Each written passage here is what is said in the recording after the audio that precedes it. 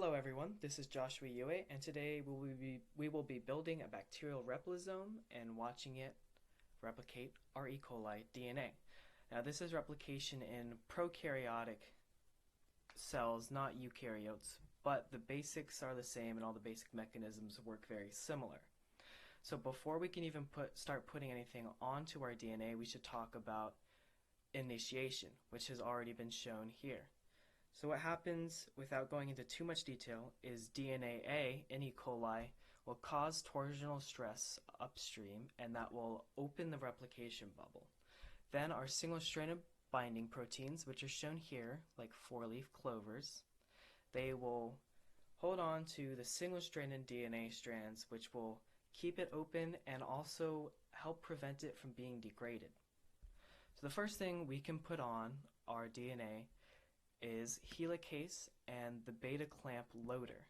Now helicase will go on to the lagging strand because in E. coli it can only go onto single-stranded DNA. It's different in eukaryotes, but in E. coli it will go on the lagging strand and it will help break the hydrogen bonds and separate the two DNA strands.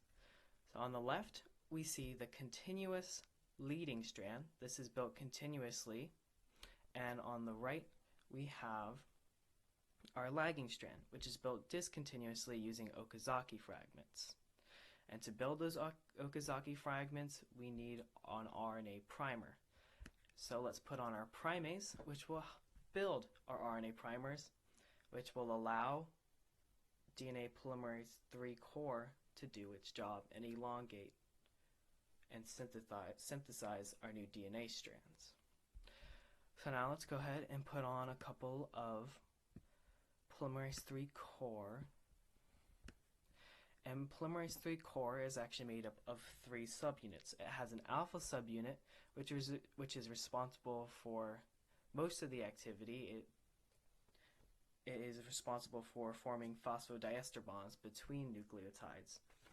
And it has an epsilon subunit, which is responsible for a 3' exonuclease activity, so that's the proofreading part. And then it has a theta, which helps enhance the alpha subunit polymerase activity. So with each one of our polymerase III cores that we have, we also need a beta clamp to help keep it on.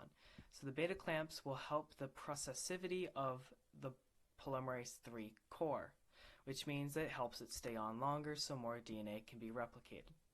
So here's our replisome. And here's our beta clamp loader about to load a beta clamp onto our lagging strand. But first we will watch primase build the RNA primer here because you need the RNA primer to be already on before the beta clamp will attach to the DNA. Then the beta clamp will associate with the polymerase III core and start building our new strand of DNA. So as we can see on the left, it is being built continuously towards the fork, and on the right is being built discontinuously away from the fork.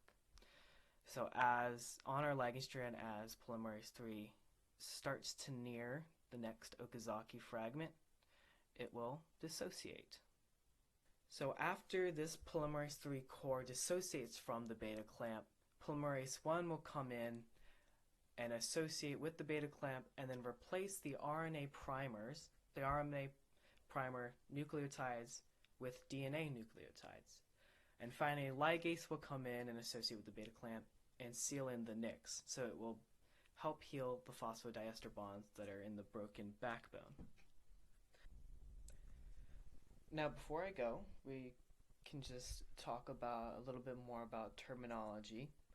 So the replisome is made up of the helicase, it is made up of the primase, and also the polymerase III hollow enzyme. So the polymerase III hollow enzyme itself is made up of the beta clamp loader, the beta clamp, and the polymerase III core. So the clamp loader, the clamp, and the core make up the hollow enzyme. Then you add in the helicase and the primase, and that gives us the entire replisome.